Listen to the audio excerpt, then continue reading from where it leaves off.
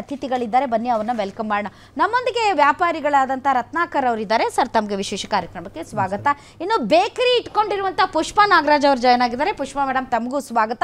ಆರ್ಥಿಕ ತಜ್ಞರಾದಂಥ Keshav sir join ಆಗಿದ್ದಾರೆ. Sir, ತಮಗೂ ಕೂಡ ಸ್ವಾಗತ. ಮೊದಲನೇ ಸರ್, ನಾನು ಕೇಳೋದು ಸರ್, ಒಬ್ಬ ವ್ಯಕ್ತಿ ಒಂದು ತುಂಬ ದುಬಾರಿ ದುನಿಯಾ ಅಂದರೆ ಏನು ಬೆಲೆ ಏರಿಕೆಯ ಬಿಸಿ ಇದೆ, ಈ ಎಲ್ಲ ಆಸ್ಪೆಕ್ಟ್ಸನ್ನು ನಾವು ಗಮನದಲ್ಲಿ ಇಟ್ಕೊಂಡು ಒಬ್ಬ ವ್ಯಕ್ತಿ ಜೀವನ ಮಾಡೋಕ್ಕೆ ತಿಂಗಳಿಗೆ ಎಷ್ಟು ಬೇಕು ಸರ್?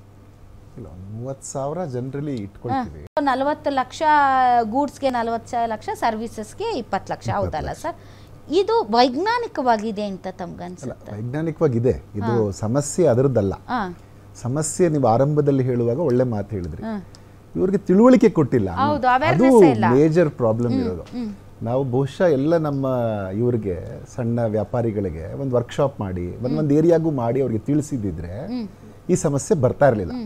ಇದೇನಂದ್ರೆ ಇವಾಗ ಶುರು ಮಾಡಿದೀವಿ, ನೋಟಿಸ್ ಕೊಟ್ಟ ಮೇಲೆ ಅವ್ರಿಗೆ ವರ್ಕ್ಶಾಪ್ ಮಾಡ್ತಾ ಇದ್ದಾರೆ. ಈಗ ಒಂದೊಂದು ಏರಿಯಾದಲ್ಲೂ ಒಂದೊಂದು ವರ್ಕ್ಶಾಪ್ ಮಾಡಿ ಅವ್ರಿಗೆಲ್ಲ ಕರೀತಾ ಇದ್ದಾರೆ. ಈಗ ಇವಾಗ ಕರೀತಿದ್ರು ಅಂತ ಹೇಳಿದ್ರೆ 29 ಲಕ್ಷ ಒಂದೇ ಸರಿ ಕಟ್ಟಕ್ಕಾಗಲ್ಲ. ಅಲ್ಲ, ಅದಕ್ಕೆ ಈಗ ಆಪ್ಷನ್ಸ್ ಇದೆ. ಈಗ GST ಕೌನ್ಸಿಲ್ ಅಲ್ಲಿ ತೀರ್ಮಾನ ಮಾಡ್ತೀವಿ ಅಂತ ಕೇಂದ್ರ ಸರ್ಕಾರ ಹೇಳಿದೆ.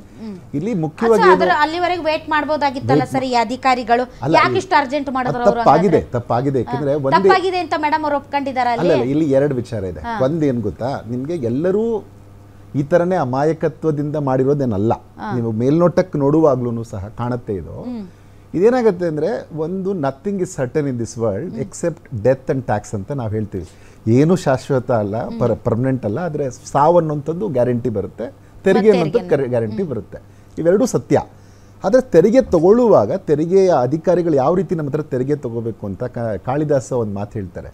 ಹೇಗೆ ಅಂದರೆ, ಒಂದು ಜೇನು ದುಂಬಿ ಹೂವಿನಲ್ಲಿ ಮಕರಂದ ಇರುವಾಗ ಯಾವ ರೀತಿ ಹೂವು ನೋವಾಗಲ್ವೋ ಆ ರೀತಿಲಿ ತೆರಿಗೆ ತಗೋಬೇಕು. ಸೊ ಅದು ಮಾಡುವಾಗ ಇಲ್ಲೇನಾಗಿದೆ, ಇವ್ರಿಗೆ ಮುಂಚೆನೆ ಅವೇರ್ನೆಸ್ ಕೊಟ್ಟಿದ್ರೆ ಈ ಸಮಸ್ಯೆ ಬರ್ತಿರ್ಲಿಲ್ಲ. ಈಗಲೂ ನೋಡಿ, ಅದರಲ್ಲಿ ಒಂದು ಕಾಂಪನ್ಸೇಷನ್ ಟ್ಯಾಕ್ಸ್ ಅಂತ ಇದೆ. ಇದರಲ್ಲಿ 1.5 ಕೋಟಿ ಟರ್ನ್ ಓವರ್ವರೆಗೂ ಇವರು 1.5% ಕಟ್ಟಿದ್ರೆ ಆಯ್ತು. ಇವರು ಟರ್ನ್ ಓವರ್ 1.5 ಕೋಟಿ ಇದ್ರೆ 1.5 ಲಕ್ಷ ಟ್ಯಾಕ್ಸ್ ಕಟ್ಬಿಟ್ರೆ ಇವ್ರದ್ದು ಏನು ಪ್ರಾಬ್ಲಮ್ ಇಲ್ಲ. ಈ ಥರದ್ದೆಲ್ಲ ಆಪ್ಷನ್ಸ್ ಇದೆ. ಅದನ್ನೆಲ್ಲ ಇವ್ರು ಗಮನಕ್ಕೆ ತರಬೇಕಾಗಿತ್ತು. ನಾವೆಲ್ಲ ಯಾರ್ಯಾರು ಈ GST ಅಫಿಷಿಯಲ್ಸ್ ಇದ್ರು, ಕಮರ್ಷಿಯಲ್ ಟ್ಯಾಕ್ಸ್ ಅಧಿಕಾರಿಗಳಿದ್ರು, ಇದೆಲ್ಲನೂ ಮಾಡಿ ಅವೇರ್ನೆಸ್ ಕ್ರಿಯೇಟ್ ಮಾಡಿದಿದ್ರೆ ಬಹುಶಃ ಈ ಸ್ಥಿತಿ ಬರ್ತಿರ್ಲಿಲ್ಲ. ಹಾಗೇನೆ ಇನ್ನೊಂದೇನು ಅಂತಂದ್ರೆ, ಇದರಿಂದ ಲಾಭ ಇದೆ. ಬೇಸಿಕಲಿ ಇವರು GST ನಂಬರ್ ತಗೊಂಡು ರಿಜಿಸ್ಟರ್ ಮಾಡ್ಕೊಂಡ್ರೆ ಇವ್ರಿಗೆ ಸಾಕಷ್ಟು ಲಾಭ ಇದೆ. ಈಗ ಏನಾಗುತ್ತೆ, ಇವ್ರು ಹೇಳ್ತಾ ಇದ್ರು, ನಾನು ಯಾರ ಹತ್ರನೂ ತೊಗೊಂಡೆ, ಇವ್ರಿಗೆ ಕೊಟ್ಟೆ, ಮತ್ತು ನನಗೆ ಬರೋದು 50 ಪೈಸೆ ಲಾಭ ಅಂತ. ನಾನು ಪ್ರತಿ ತಿಂಗಳು 1 ಲಕ್ಷ ರೂಪಾಯಿ ನನ್ನ ಟರ್ನ್ ಓವರ್ ಅಂತ ಇಟ್ಕೊಳ್ಳೋಣ. 1 ಲಕ್ಷ ರೂಪಾಯಿಲಿ ನಾನು 90,000 ರೂಪಾಯಿ ವಸ್ತು ತೊಗೊಂಡು ಬಂದಿದ್ರೆ ನನಗೆ 10,000 ರೂಪಾಯಿ ಲಾಭ ಆಗುತ್ತಾಗ. 90,000 ನಾನು ವಸ್ತು ತಂದಿದ್ದೀನಿ, 10,000 ಮಾತ್ರ ನನಗೆ ಲಾಭ ಬಂದಿದೆ. ಸೊ 1 ಲಕ್ಷ ನಂದು ಟರ್ನ್ ಓವರ್ ಆಯಿತು. ಅಂದರೆ ಒಟ್ಟು 1 ಲಕ್ಷ ಟರ್ನ್ ಓವರ್ ಆಯಿತು. ನಾನಾಗ ಟ್ಯಾಕ್ಸ್ ಕಟ್ಟಬೇಕಾಗಿದ್ದು ಒಂದು ವೇಳೆ ಆ ಲಿಮಿಟ್ ದಾಟಿದ್ರೆ, 40 ಲಕ್ಷ ದಾಟಿದ್ರೆ 10,000 ಮೇಲೆ ಮಾತ್ರ ನನಗೆ ತೆರಿಗೆ ಬರ್ತಿತ್ತು. ಆದರೆ ಇದೇನಾಗಿದೆ ಅಂತಂದರೆ, ಎರಡೂ ಕಡೆ ತಪ್ಪಾಗಿದೆ. ಒಂದು ಅವ್ರು ತಿಳಿಸ್ಬೇಕಾಗಿತ್ತು, ಒಂದು ಇವರು ರಿಜಿಸ್ಟರ್ ಆಗಿಬಿಟ್ಟಿದ್ರೆ ಕ್ಲಿಯರಾಗಿ ತೋರಿಸ್ಬೋದಾಗಿತ್ತು. ನೋಡಿ, ಇಲ್ಲಿಂದ ಇದು ಬಂತು, ಇಲ್ಲಿಂದ ನಾನು ವಾಪಸ್ ಕೊಟ್ಟಿದ್ದೀನಿ. ಇದೆರಡೂ ಆಗಿಲ್ಲ. ಸೊ ಹಾಗಾಗಿ ಈಗೇನಾಗುತ್ತೆ ಅಂದರೆ, ಬಹುಶಃ ಹಿಂದಿಂದೆಲ್ಲ ಒಂದು GST ಕೌನ್ಸಿಲಲ್ಲಿ ತೀರ್ಮಾನ ಮಾಡ್ಬೋದು. ಒಂದು ಯಾರ್ದು ಇವ್ರದ್ದೆಲ್ಲ ಆ್ಯಕ್ಚುಲಿ ನೋಟಿಸ್ ಅಂದರೆ ಹೆದರ್ಬೇಕಾಗಿಲ್ಲ. ನೋಟಿಸ್ ಅನ್ನೋದು ಒಂದು ಇಂಟಿಮೇಷನ್ ಕೊಟ್ಟಿದ್ದಾರೆ. ಹಂಗಂತ ಗ್ಯಾರಂಟಿ ಕುತ್ಕೀಚಿಗೆ ತೊಗೊಳಕ್ಕಾಗಲ್ಲ ಇವೆ ಅವನ್ನು. ಈಗಾಗಲೇ ಯಾಕೆಂದರೆ ಫಸ್ಟು ಸರ್ಕಾರದ್ದು ತಪ್ಪಿದೆ, ಸರ್ಕಾರದ ಅಂದರೆ ಅಧಿಕಾರಿಗಳು ತಪ್ಪಿದೆ. ಸೊ ಹಾಗಾಗಿ ಈ ಸರಿ ಅವ್ರಿಗೆ ಕನ್ಸಿಡರೇಟ್ ಆಗಿರ್ಬೋದು ಅಂತ ನನಗನ್ಸುತ್ತೆ. ಯಾಕಂದರೆ ಕೇಳ್ತಾರೆ ಏನು ಯಾವುದು ಬಂದಿತ್ತು. 29 ಲಕ್ಷ ಅಂತ ಕಟ್ಟಲೇಬೇಕು ಹಂಗೇನಿಲ್ಲ. ಅದಕ್ಕೆಂದ್ರೆ ಇವ್ರು ತೋರಿಸ್ಬೇಕು, ರೆಕಾರ್ಡ್ಸ್ ತೋರಿಸ್ಬೇಕು, ನಾನು ಎಷ್ಟು ವಸ್ತು ತಂದಿದ್ದೀನಿ, ಯಾಕಂದ್ರೆ ಇವ್ರ ಸೇವಿಂಗ್ಸ್ ಅಲ್ಲಿ ಇರುತ್ತೆ ದುಡ್ಡು. ಯಾಕಂದ್ರೆ ಇವ್ರು ಎಲ್ಲಿಂದ ಕಟ್ಟಿರೋದು, ಇವ್ರು ಅವಾಗಲೇ ಚೆನ್ನಾಗಿ ಹೇಳ್ತಾ ಇದ್ರು, ನಾನು ಕಟ್ಟಿರೋದಕ್ಕೂ ಇರುತ್ತೆ, ಅದನ್ನು ತಗೋಬೇಕು ಇವರು ಅಂತ. ಅದನ್ನು ತೋರಿಸ್ತಾರೆ ಇವರು. ನಾನು ಇಷ್ಟು ಲಕ್ಷ ಕಟ್ಟಿದ್ದೀನಿ, ಇಷ್ಟು ಬಂದಿದೆ ನನಗೆ, ಇದರಲ್ಲಿ ಮಧ್ಯೆ ಉಳಿದಿದ್ದು ಇಷ್ಟು, ನನಗೆ ಲಾಭ ಬಂದಿದ್ದು ಇಷ್ಟು, ಇದ್ರ ಮೇಲೆ ನಾನು ಟ್ಯಾಕ್ಸ್ ಕಟ್ಟಬೇಕು. ಅದು ಲಿಮಿಟ್ ದಾಟಿದ್ರೆ. ಇಲ್ಲಾಂದ್ರೆ ಟರ್ನ್ ಓವರ್ ಟ್ಯಾಕ್ಸ್ ಅದನ್ನು ತಗೋಬೇಕು. 1.5 ಕೋಟಿಲಿ ನನಗೆ 1.5 ಲಕ್ಷ ಬರ್ತಾವಾಗ, ಇವನ್ 1.5 ಕೋಟಿ ಇದ್ರೇನೋ. ಸೊ ಈ ಥರದ ಒಂದು ಯೋಜನೆಗಳನ್ನ, ಕಾಂಪನ್ಸೇಷನ್ ಟ್ಯಾಕ್ಸ್, ಆ ಥರದ್ದೆಲ್ಲವೂ ನಾವು ಬಹುಶಃ ಇವ್ರಿಗೆ ಹೇಳಿದ್ರೆ ಅವ್ರಿಗೆ ಅರ್ಥ ಆಗುತ್ತೆ. ನೋಡಿ, ಅದರಿಂದ ಲಾಭಗಳು ನಾನು ಈಗ ಹೇಳ್ತೀನಿ. ಅವಾಗಲೇ ಮೇಡಮ್ ಒಂದು ಮಾತು ಹೇಳ್ತಾ ಇದ್ರು ಅಲ್ಲಿ ನಿಮ್ಮ ಕಾರ್ಯಕ್ರಮದಲ್ಲಿ, ಪ್ರಾಪರ್ಟಿ ನೋಡ್ತೀವಿ ಅಂದರೆ, ಇವತ್ತು ನೀವು ಪ್ರಾಪರ್ಟಿ ತೊಗೊಳಕ್ಕಾಗಲ್ಲ. ಹಾನೆಸ್ಟ್ಲಿ ಯಾಕೆ ಪ್ರಾಪರ್ಟಿ ತೊಗೊಳಕ್ಕಾಗಲ್ಲ ಅಂದರೆ, ನೀವು ಫುಲ್ ಕ್ಯಾಶ್ ಕೊಟ್ಟು ಯಾವ ಪ್ರಾಪರ್ಟಿ ತೊಗೊಳಕ್ಕಾಗಲ್ಲ. ಈಗ ಖಾತಾದಿದ್ರೆ ಫುಲ್ ಪ್ರಾಪರ್ಟಿ ಕೊಟ್ಟು ತೊಗೊಳಕ್ಕಾಗಲ್ಲ ಯಾವತ್ತೂ. ಅಲ್ಲಿ ಇದ್ದರೆ ನಿಮ್ಗೆ ಗೊತ್ತಾಗುತ್ತೆ ಇಷ್ಟು 2 ಲಕ್ಷದ ಮೇಲೆ ಏನೂ ತಗೊಳಕ್ಕಾಗಲ್ಲ ಸರ್. RTGS ಮಾಡಕ್ಕಾಗೋದಿಲ್ಲ, ನಾವು ಬ್ಯಾಂಕ್ ಹಾಕ್ತಿದ್ರೆ ಅಲ್ಲೆಲ್ಲ ರೆಕಾರ್ಡ್ ಸಿಗುತ್ತೆ. ಈಗ ಅಷ್ಟು ನಿಮ್ ಚೆಕ್ ಬೇಕು. ಮತ್ತೆ ಅದಕ್ಕೆ ನಾನು ಇನ್ನೊಂದು ವ್ಯಾಪಾರಸ್ಥರಿಗೂ ರಿಕ್ವೆಸ್ಟ್ ಮಾಡೋದೇನು ಅಂದ್ರೆ, ಇಲ್ಲ ನಾನು ತಗೊಳ್ಳಲ್ಲ, ನಾನು ಸ್ಕ್ಯಾನರ್ ಅಲ್ಲಿ ಉಪಯೋಗಿಸಲ್ಲ, ಅದು ಮಾಡಬಾರ್ದು, ಅದನ್ನ ಮಾಡಬಾರ್ದು. ಯಾಕಂದ್ರೆ ನೀವೇ ಅವಕಾಶ ಮಾಡ್ಕೊಡ್ತಿದ್ದೀರಿ, ಇಲ್ಲ ನಾನು ತಪ್ಪು ಮಾಡ್ತಿದ್ದೀನಿ ಅಂತ ಹೇಳಕ್ಕೆ. ಇಲ್ಲ, ನಾನು ಹಾನೆಸ್ಟ್ ಆಗಿದ್ದೀನಿ, ನನ್ನ ಹತ್ರ ಬಂದಿದ್ದು ಕೊಟ್ಟಿದ್ದು. ಇವಾಗ ಇವ್ರು ಹೇಳೋ ಥರ 5,000 ಯಾರಿಗೂ ಕೊಟ್ಟಿರ್ಬೋದು, ಯಾವತ್ತೋ ಒಂದಿನ ತಗೋಬೋದು. ಪ್ರತಿದಿನದ ಕೆಲಸ ಆಗಿರಲ್ಲ, ಯಾವಾಗಲೂ ಒಮ್ಮೊಮ್ಮೆ ಆಗುತ್ತೆ. ಅದು ಯಾರೋ ಬರ್ತಾರೆ, ಅರ್ಜೆಂಟ್ ಇದೆ, ಹಾಸ್ಪಿಟ್ಲಿಗೆ ಕಳಿಸ್ಬೇಕು, ನೀವು ಕೊಡ್ತೀನಿ ದುಡ್ಡು ಕಳಿಸಿ, ಅದು ಯಾವಾಗಲೂ ಒಮ್ಮೊಮ್ಮೆ ಆಗುತ್ತೆ, ಆಗೋದಿಲ್ಲ ಅಂತಲ್ಲ. ಬಟ್ ಇವೆಲ್ಲವಕ್ಕೂ ನಾವು ತೋರಿಸಿದ್ರೆ, ನನಗೆ ಅದಕ್ಕೆ ಇನ್ಪುಟ್ ಕ್ರೆಡಿಟ್ ಟ್ಯಾಕ್ಸ್ ಅಂತ ಇರುತ್ತೆ. ನಾನು ಏನು ತೊಗೊಂಡು ಬಂದಿದ್ದೀನಿ ಅದೆಲ್ಲವಕ್ಕೂ ಮಾಫಿ ಇದೆ. ಅದರಲ್ಲಿ ನಾನು ಇಷ್ಟು ತೊಗೊಂಡಿದ್ದೀನಿ, ಇಷ್ಟು ಲಾಭ ಆಗಿದೆ, ಅದರ ಮಧ್ಯೆ ಏನು ಉಳಿಯುತ್ತೆ ಅದ್ರ ಮೇಲೆ ಮಾತ್ರ ತೆರಿಗೆ ಅನ್ನೋಂಥದ್ದು ಬರುತ್ತೆ. ಅದರಲ್ಲೂ ಅದು ಲಿಮಿಟ್ ದಾಟಿದ್ರೆ ಇವೆಲ್ಲ ಇದೆ. ಸೊ ಹಾಗಾಗಿ ಗಾಬರಿ ಆಗೋದು ಬೇಕಿಲ್ಲ ಯಾರೂ. ಅಂದ್ರೆ ಸರ್, ಈಗ 4 ವರ್ಷದಂದ್ರೆ ಸರ್, ಈಗ ನಾವು 2 ತಿಂಗಳದೇ ಮರ್ತೋಗ್ಬಿಟ್ಟಿರ್ತೀವಿ ಹೆಣ್ಮಕ್ಳಾಗಿ. ಎಷ್ಟು ಬೆಳೆ ತಂದೆ, ಎಷ್ಟು ಸಕ್ಕರೆ ತಂದೆ ಅನ್ನೋದೇ ಮರ್ತೋಗ್ಬಿಟ್ಟಿರುತ್ತೆ. ಇನ್ನು 4 ವರ್ಷದ್ದು ನಾನು ಯಾವಾಗ ಏನೇನ್ ತಂದೆ, ಯಾವಾಗ ಎಲ್ಲಿ ಖರ್ಚು ಮಾಡಿದೆ ಅಂತ ಅನೇಕರು ಎರಡನ್ನೂ ಟ್ರಾನ್ಸಾಕ್ಷನ್ ಮಾಡಿರ್ತಾರೆ. ಒಂದು ಕೊಡುವಾಗ್ಲೂ, ನಾನು ತಗೊಳ್ಳುವಾಗ್ಲೂ, ಪರ್ಚೇಸ್ ಮಾಡಿದ್ದು ನಾನು ಅದರಲ್ಲೇ ಪೇ ಮಾಡಿರ್ತೀನಿ.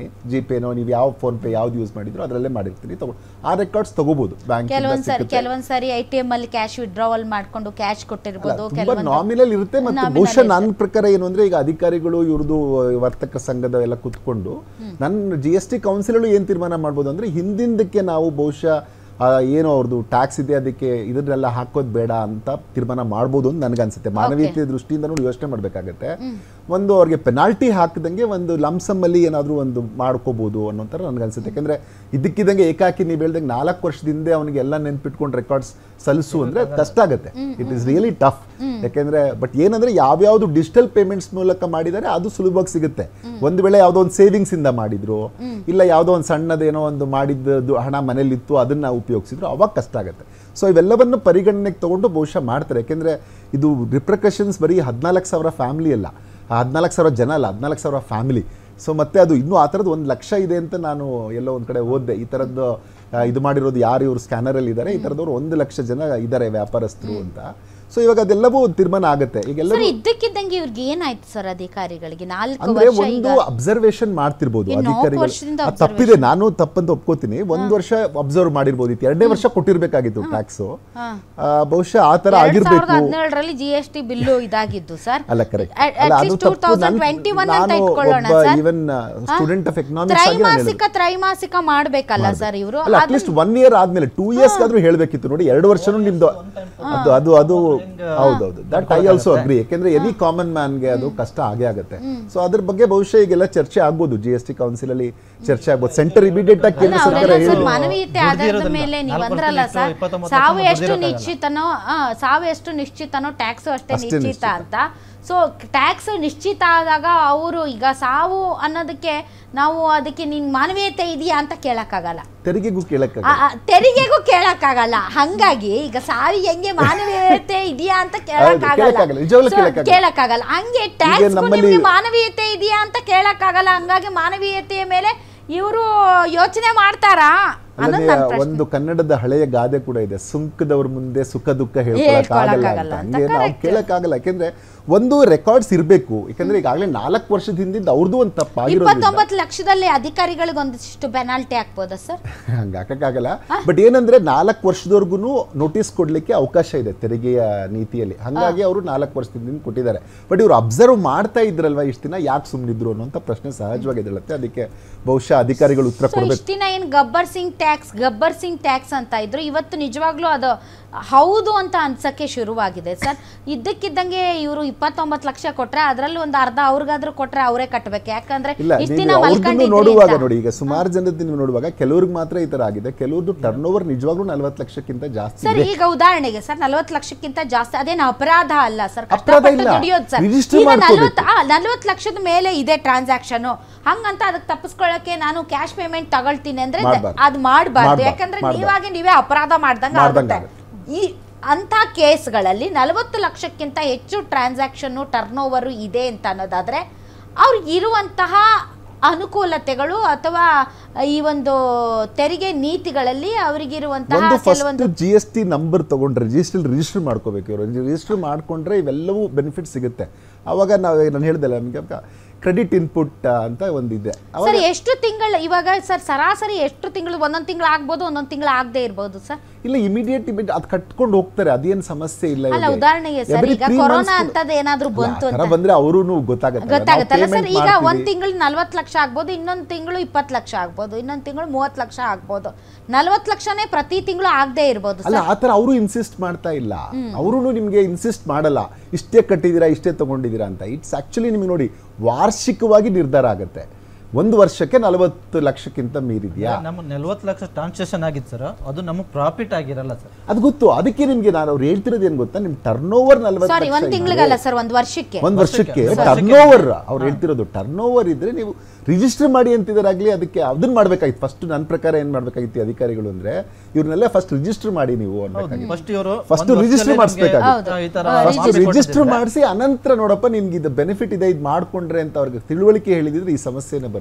GST ವ್ಯಾಪ್ತಿಗೆ ಬರ್ದೇ ಇರುವಂತಹ ಗೂಡ್ಸು ಸರ್ ಅಲ್ಲ ಅವಕ್ಕೆ ಕ್ಲಾರಿಟಿ ಇದೆ ಅದರಲ್ಲೇ. ಇಷ್ಟು ಕಮಾಡಿಟಿ ನೀವು ಏನು ತಗೊಳ್ತಿರಲ್ಲ ಇದೆಲ್ಲವೂ ಮೌಲ್ಯವರ್ಧಿತ. ಆ್ಯಕ್ಚುಲಿ ನಮ್ಗೇನು ವ್ಯಾಲ್ಯೂ ಆ್ಯಡ್ ಆಗಿರುತ್ತಲ್ಲ ಆ ವ್ಯಾಲ್ಯೂ ಆ್ಯಡೆಡ್ ಮಾತ್ರ ನಾವು ಟ್ಯಾಕ್ಸ್ ಕಟ್ತೀವಿ. ಈಗ ನಾನು ಅಂಗಡಿ ಇಟ್ಕೊಂಡು ನಾನಿಷ್ಟು ಇದಕ್ಕೇನೋ ಒಂದು ಬೆನಿಫಿಟ್ ಕೊಡ್ತಿದ್ದೀನಿ, ಕ್ಲೀನಾಗಿ ಇಟ್ಕೊಳ್ತಿದ್ದೀನಿ, ಇದಕ್ಕೇನೋ ಅಥವಾ ಅದನ್ನು ತಂದು ಕ್ಲೀನ್ ಮಾಡ್ಕೊಂಡಿದ್ದೀನಿ, ಇನ್ನೇನೋ ಅದಕ್ಕೆ ಮೌಲ್ಯ ಆ್ಯಡ್ ಮಾಡಿದ್ದೀನಿ, ಅದರ ಮೇಲೆ ಮಾತ್ರ. ಅದಕ್ಕೆ ನಾನು ಪ್ರೈಸ್ ಜಾಸ್ತಿ ಮಾಡಿರ್ತೀನಿ, ನಾನು ಇಷ್ಟು ತೊಗೊಂಡು ಇಷ್ಟಕ್ಕೆ, ಅದ್ರ ಮೇಲೆ ಮಾತ್ರ. ಯಾಕಂದರೆ ಹಿಂದಿದ್ದೆಲ್ಲ ಅವ್ರು ಕಟ್ಟಿರ್ತಾರೆ, ಆ ಸಪ್ಲೈ ಚೈನಲ್ಲಿ ಅವರೆಲ್ಲ ಟ್ಯಾಕ್ಸ್ ಕಟ್ಟಿರ್ತಾರೆ. ಅದೇನು ಬ್ಯಾಲೆನ್ಸ್ ಇರುತ್ತೆ ಅದು ಇವೆಲ್ಲವೂ ಇವ್ರಿಗೆ ಅವಕಾಶ ಆಗೋದು ಯಾವಾಗ ಅಂದರೆ ರಿಜಿಸ್ಟರ್ ಮಾಡಿದಾಗ. ಸೊ ನೀವು ಈಗ 40 ಲಕ್ಷಕ್ಕಿಂತ ಹೆಚ್ಚು ವಾರ್ಷಿಕ ಸರಾಸರಿ ನಿಮ್ಮದು ವಹಿವಾಟು ಇದ್ದಂಥ ಸಂದರ್ಭದಲ್ಲಿ ತಾವು ಒಂದು GST ನಂಬರ್ ತಗೊಳ್ಳಿ, ಫಸ್ಟ್ ರಿಜಿಸ್ಟರ್ ಮಾಡ್ಕೊಳ್ಳಿ. ರಿಜಿಸ್ಟರ್ ಮಾಡ್ಕೊಂಡು ಅವ್ರಿಗೆ ಏನು ಕಾಂಪನ್ಸೇಷನ್ ಇದೆ ಸರ್? ಅವಾಗ ಅವ್ರು ಏನೆಲ್ಲ ತಗೊಂಡಿರ್ತಾರಲ್ಲ, ಈಗ ಇನ್ಪುಟ್ ನಾನು ಏನೇನು ತೊಗೊಂಡಿದ್ದೀನಿ, ಇವ್ರು ಹೇಳ್ತಾ ಇದ್ರು ನಾನು ಅಲ್ಲಿಂದ ಇದು ತೊಗೊಳ್ತಾ ಇದ್ದೀನಿ, ಇದಕ್ಕೆ ನಾನು ಇಷ್ಟು ದುಡ್ಡು ಕೊಡ್ತೀನಿ. ಇವ್ರ ಅಂಗಡಿ ಇದೆ, ಇವ್ರ ಅಂಗಡಿಗೆ 1 ಲಕ್ಷ ರೂಪಾಯಿ ವಸ್ತು ತೊಗೊಂಡಿದ್ದಾರೆ, ಆಮೇಲೆ 1,10,000 ರೂಪಾಯಿ ಇವ್ರದ್ದು ಮಾರದ ಮೇಲೆ ಬಂದಿದೆ. ಆ 10,000 ಮಾತ್ರ ಇವ್ರದ್ದು ಲಾಭ ಅಂತ ಅಲ್ಲಿ ಗೊತ್ತಾಗುತ್ತಲ್ಲ. ನಾನು 1 ಲಕ್ಷಕ್ಕೆ ದುಡ್ಡು ಕೊಟ್ಟಿದ್ದೀನಿ, ಅದು ಗೊತ್ತಾಗುತ್ತೆ.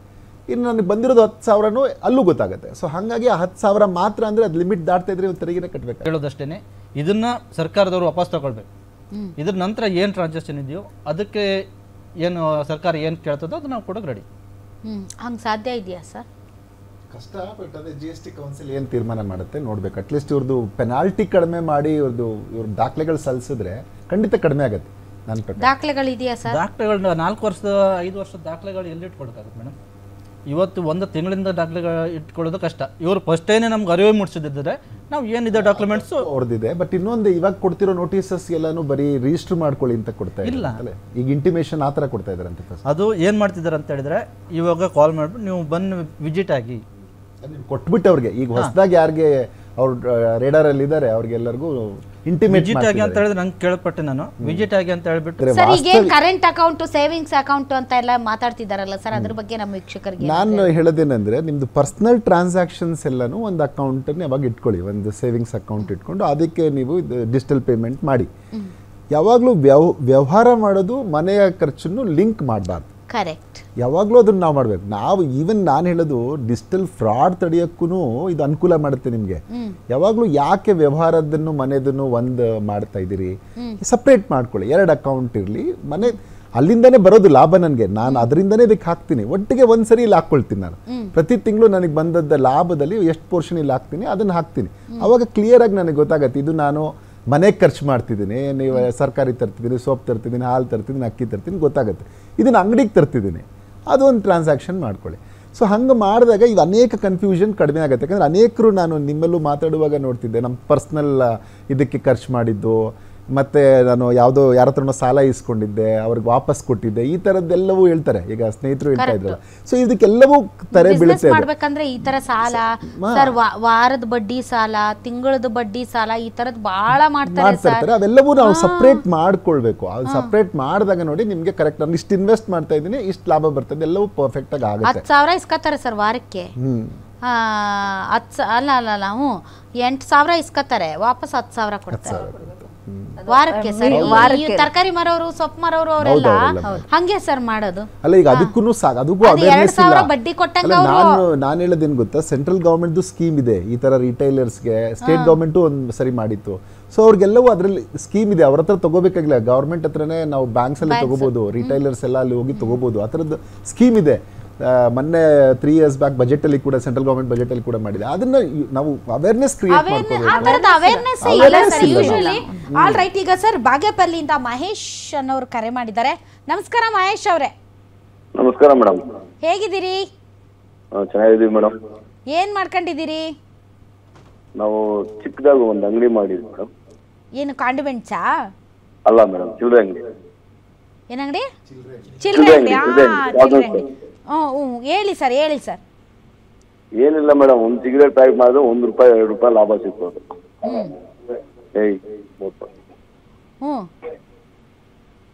₹1 ಸಿಗ್ತದೆ ಲಾಭ. ಏನಿಲ್ಲ, ಏನಿದ್ರು ಎಲ್ಲಿ ಕಡೆ ಇನ್ನೊಂದು ಗೋಲ್ ಇದೆ.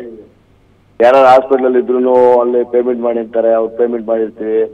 ಎಲ್ಲೆಲ್ಲ ಇರ್ತಾರೆ ಅವ್ರು ಪೇಮೆಂಟ್ಗಳು ಮಾಡಿ ಅಂತಾರೆ. ಅಂತದೆಲ್ಲ ಇರ್ತದೆ. ಇಂಥದಕ್ಕೆಲ್ಲ ಟ್ಯಾಕ್ಸ್ ಇರ್ಬೇಕಂದ್ರೆ ಹಿಂಗ್ ಕಟ್ಟು. ಹೆಂಗ್ ಕಟ್ಟೋದು? ಕರೆಕ್ಟ್. ನಿಮ್ಗೆ ಏನಾದ್ರೂ ನೋಟಿಸ್ ಬಂದಿದ್ಯಾ? ಯಾವ್ದೇ ರೀತಿ ಇಲ್ಲ. ನಾವು ಟಿವಿಗಳಲ್ಲಿ ಅಲ್ಲ, ಈಗ ಕರೆಕ್ಟ್ ಬಹಳ ಜನಕ್ಕೆ ಭಯ ಶುರುವಾಗ್ಬಿಟ್ಟಿದೆ. ಈಗ ಚಿಲ್ಲರೆ ಅಂಗಡಿ ಇಟ್ಕೊಂಡಿರೋರು, ಬೇಕರಿ, ಕಾಂಡಿಮೆಂಟ್ಸ್ ಎಲ್ಲ, ತರಕಾರಿ, ಹೂವು, ಹಣ್ಣು, ತೆಂಗಿನಕಾಯಿ ಇವೆಲ್ಲ ಮಾರೋರು, ಇನ್ನೊಂದು ಮಾಂಸದ ಅಂಗಡಿಗಳು, ಬೀದಿ ಬದಿಯಲ್ಲಿ ಗೋಬಿ ಮಂಚೂರಿನೋ ಇನ್ನೊಂದೋ ಮತ್ತೊಂದೋ ಕಬಾಬೋ ಮಾಡೋರ್ಗೆಲ್ಲರಿಗೂ ಈಗ ಭಯ ಶುರುವಾಗ್ಬಿಟ್ಟಿದೆ.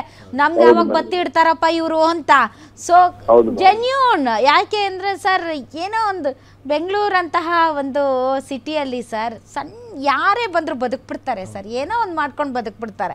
ಸೊ ಆ ಬದುಕಿಗೆ ಕೊಡಲಿ ಪೆಟ್ಟು ಬೀಳುತ್ತೆ ಅಂದಾಗ ಎಲ್ಲರಿಗೂ ಭಯ ಶುರು ಆಗೇ ಆಗುತ್ತೆ ಸರ್. ಬಹುಶಃ ನೀವು ಆ ಥರದಲ್ಲಿ ಒಂದು ಒಳ್ಳೆ ಕೆಲಸ ಮಾಡಿದ್ರಿ. ಇವತ್ತು ಜನಕ್ಕೆ ತಿಳಿಸ್ತಾ ಇದ್ದೀವಿ. ಒಂದು ಯಾವ ಥರದ ಅವೇರ್ನೆಸ್ ಕ್ರಿಯೇಟ್ ಈ ಥರದ್ದು ಆಗಬೇಕು ನನ್ನ ಪ್ರಕಾರ. ಅದನ್ನ ಮುಂಚೆನೇ ಅಧಿಕಾರಿಗಳು ಮಾಡಿದಿದ್ರೆ ಬಹುಶಃ ಈ ಕನ್ಫ್ಯೂಷನ್ ಇರ್ತಾ ಇರಲಿಲ್ಲ. ಈಗ ಮಹೇಶ್ ಅವರೇ, ಈಗ ನಿಮ್ದು ಇದು ತಿಂಗಳಿಗೆ ಓಲಿ ವರ್ಷಕ್ಕೆ ಎಷ್ಟಾಗುತ್ತೆ ನಿಮ್ದು ವಹಿವಾಟು? ನನಗೆ 5,000 ರಿಂದ 6,000 ಆಗ್ತದೆ ಮೇಡಮ್. ತಿಂಗಳಿಗೆ? ಅಲ್ಲ, ಒಂದ್ ದಿವಸಕ್ಕೆ. ಒಂದ್ ದಿನಕ್ಕೆ? ಹೌದು. ಆದ್ರೆ ಇನ್ನೊಂದೇನಂದ್ರೆ ಇಲ್ಲಿ ಉಳಿತಾಯ ಆಗೋದೇ ₹150-200. ಅಲ್ಲ, ನೀವೇನ್ ಗಾಬರಿ ಆಗೋದ್ ಬೇಕಿಲ್ವಲ್ಲ. ಎಷ್ಟು ನೀವು ತಂದಿದ್ದೀರಿ ಗೊತ್ತಾಗತ್ತಲ್ಲ. ನಮ್ಮ ಅಕೌಂಟ್ ಟ್ರಾನ್ಸಾಕ್ಷನ್ ಏನಿಲ್ಲ ಅಂದ್ರೂ ಯಾರೋ ಹೆಲ್ತ್ ಇಶ್ಯೂ ಇರ್ತದೆ, ಅವ್ರಿಗೆ ಹಾಕಿ ಅಂತಾರೆ, ಹಾಕ್ತಿವಿ ನಾವು.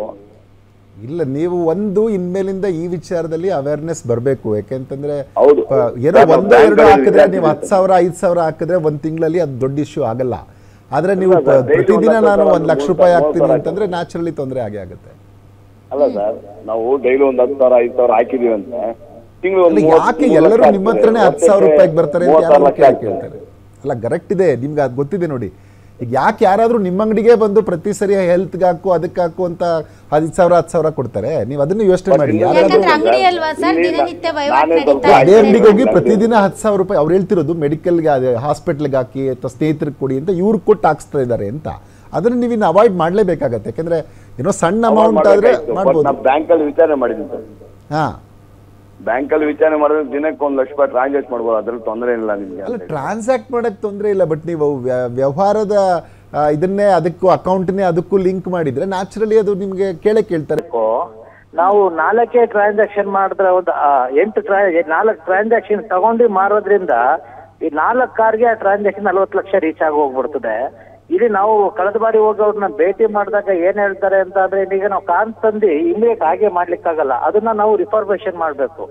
ಅದನ್ನ ತಂದು ಅದಕ್ಕೆ ಟೆಂಟ್ ಇದ್ರೆ ಟೆಂಟ್ ತೆಗ್ರಿ, ಮತ್ತೆ ಸರ್ವಿಸ್ ಮಾಡಿ ಅದಕ್ಕೆ ಪ್ರತಿಯೊಂದು ಹಲೋ ಸೆಕೆಂಡ್ ಹ್ಯಾಂಡ್ ಕಾರು ಪ್ರತಿಯೊಂದು ಅದೇ ನಾವು RF ಅಂತ ರಿಫರ್ಬೇಷನ್ ಮಾಡ್ತೀವಲ್ಲ, ಅದಕ್ಕೆ ಕ್ಲಚ್ ಏನು ಈ ತರ ಎಲ್ಲಾ ರೆಡಿ ಮಾಡಿ ನಿಲ್ಸಿದ್ರೆ ಮಾತ್ರ ನಮ್ಮ ಹತ್ರ ಬಂದು ಕಸ್ಟಮರ್ ತಗೊಂಡ್ ಹೋಗೋದು ಮ್ಯಾಮ್. ಒಂದ್ ಕಾರ್ ತಗೊಬಂದ್ರೆ 25,000 ರಿಂದ 30,000 ಖರ್ಚೆ ಆಗಿ ಹೋಗ್ತದೆ ಮ್ಯಾಮ್. ಅದಕ್ಕೆ ಕೊಡ್ಬೇಕಾದ್ರೆ ಮಾರ್ಬೇಕಾದ್ರೆ ಕಮಿಷನ್ ಕೊಡ್ಬೇಕು, ತಗೋಬೇಕಾದ್ರೆ ಕಮಿಷನ್ ಕೊಡ್ಬೇಕು. ಆದ್ರಿಂದ ಈ 4 ಕಾರು ಈಗ 5 ಲಕ್ಷ ಒಂದ್ 25 ಲಕ್ಷ ಒಂದ್ 40,000 ಪ್ರಾಫಿಟ್ ಮಾಡಿರ್ತೀವಿ. ಅದ್ರಲ್ಲಿ 30,000 ಖರ್ಚಾಗಿ ಹೋಗಿರ್ತದೆ, ಒಂದ್ 10,000 ಓದಿರುತ್ತೆ. ಈಗ ಇವ್ರು ಹೆಂಗಾಗ್ತಾರೆ ಅಂದ್ರೆ ಎಲ್ಲ 40 ಲಕ್ಷದ್ದು ಸೇರಿಸಿ ನಮ್ಗೆ ಟ್ರಾನ್ಸಾಕ್ಷನ್ ಮೇಲೆ GST ಹಾಕಿ ಕೊಡ್ಬೇಕು ಅಂತ ಕೇಳ್ತಾರೆ. ಹೇಗೆ ಮೇಡಮ್ ಅದು? ನೀವು ಎಷ್ಟು ನಿಮ್ಗೆ ಬಂದಿದೆ ಅದು ಇನ್ಪುಟ್ ಕ್ರೆಡಿಟ್ ಟ್ಯಾಕ್ಸ್ ಅಲ್ಲಿ ಬರುತ್ತೆ. ನೀವು ಅದನ್ನ ತೋರಿಸಿದ್ರೆ ಅವರು ಇದನ್ನ ಮಾಡ್ತಾರೆ. ಅದನ್ನ ನೀವು ಗಾಬರಿ ಆಗೋದಿಲ್ಲ. ನಮ್ಗೆ ಟೋಟಲ್ ಟ್ರಾನ್ಸಾಕ್ಷನ್ ಮೇಲೆ 40 ಲಕ್ಷದ ಮೇಲೆ ನಿಮ್ಗೆ ಹೋದ್ರೆ 18% GST ಕಟ್ಟಬೇಕು. ನಿಮ್ ಖರ್ಚು ವೆಚ್ಚ ನಮಗ್ ಬೇಕಾಗಿಲ್ಲ, ನಾವು ಅದನ್ನ ಪ್ರಾಫಿಟ್ ಹಾಕೋತೀವಿ ಅಂತ ಹೇಳ್ತಾರೆ. ನೀವು ಎಕ್ಸ್ಪ್ಲೈನ್ ಮಾಡಿ ಎಲ್ಲಿಂದ ಬಂತು ಇದು, ಎಲ್ಲಿ ಬಂತು ಅಂತ ಅವಾಗ ಆಗತ್ತೆ. ಅದು ನೀವು ಅಫಿಷಿಯಲ್ಸ್ನ ಭೇಟಿ ಮಾಡಿ.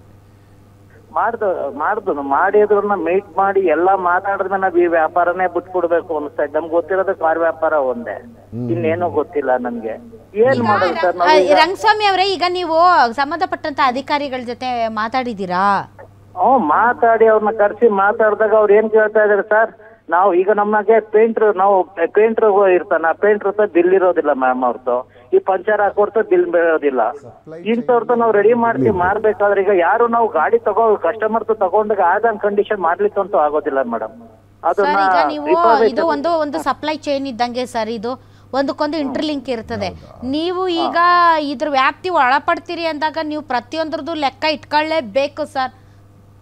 ಇಲ್ದಿದ್ರೆ ನೀವು ಅದಕ್ಕೆ ಈಗ ಮಾರ್ಬೇಕಾದ್ರೆ ಕಮಿಷನ್ ಕೊಡ್ಬೇಕು ನಾವು ಅವ್ರಿಗೆ. ಈಗ ನೀವು ಅವಾಗಲೇ ಹೇಳಿದ್ರಿ, ಅದು ಸಪ್ಲೈ ಚೈನ್ ಅಲ್ಲಿ ಯಾರ್ಯಾರು ಕ್ರೆಡಿಟ್ ಇನ್ಪುಟ್ ನೀವು ಯಾರ್ಯಾರ ತಗೊಂಡಿದ್ದೀರಿ, ಯಾರ ಹತ್ರ ಕೆಲಸ ಮಾಡಿಸಿ ಅವ್ರಿಗೆ ಎಷ್ಟು ದುಡ್ಡು ಕೊಟ್ಟಿದ್ದೀರಿ, ಅದೆಲ್ಲವನ್ನು ನೀವು ಕೊಡಿ ಅವ್ರಿಗೆ. ನೀವು ಅವ್ರಿಗೆ ಡಿಜಿಟಲ್ ಪೇಮೆಂಟೇ ಮಾಡಿ, ಅದರಿಂದನೂ ತೋರಿಸ್ಬೋದು. ಕೆಲವೊಬ್ರು ಡಿಜಿಟಲ್ ಪೇಮೆಂಟ್ ಮಾಡ್ಕೊಳ್ಳಲ್ಲ ಸರ್. ಅವಾಗ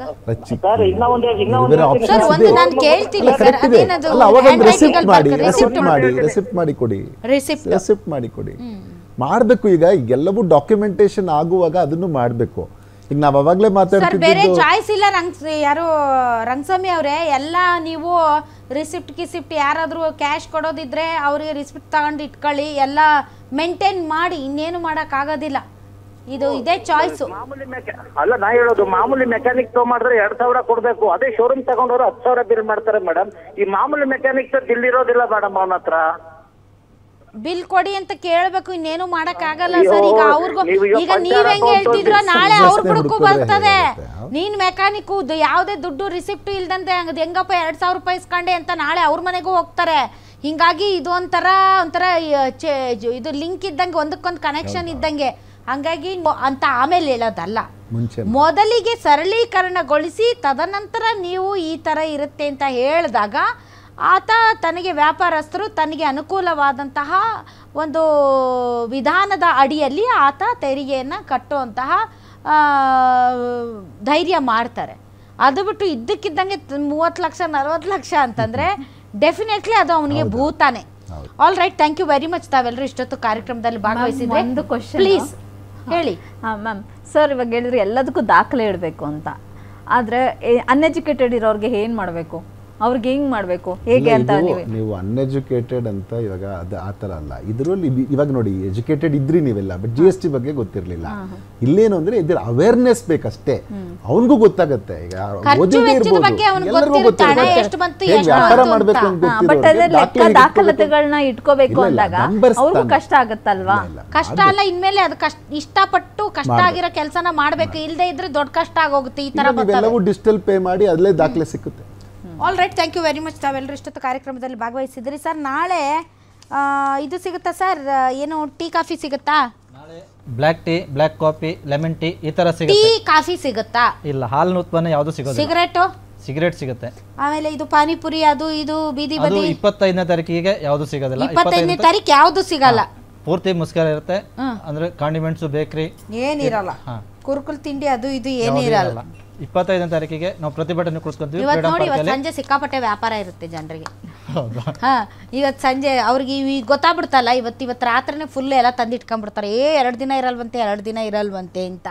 what ever it may be, ಆದರೆ ಎಲ್ಲರೂ ಬದುಕಬೇಕು, ಬದುಕಲು ಬಿಡಬೇಕು. ಹಾಗಾಗಿ ಈ ಒಂದು ಕೌನ್ಸಿಲ್ ಸಭೆ ನಂತರ ಡೆಫಿನೆಟ್ಲಿ ಐ ಬಿಲೀವ್ ಸರಳೀಕರಣ ಮಾಡಬಹುದು ಅಂತ ಅನ್ನಿಸುತ್ತದೆ. ಆದರೆ ಇನ್ನೂ ಕೂಡ ಬಹಳಷ್ಟು ಅವೇರ್ನೆಸ್ ಬೇಕಾಗಿದೆ.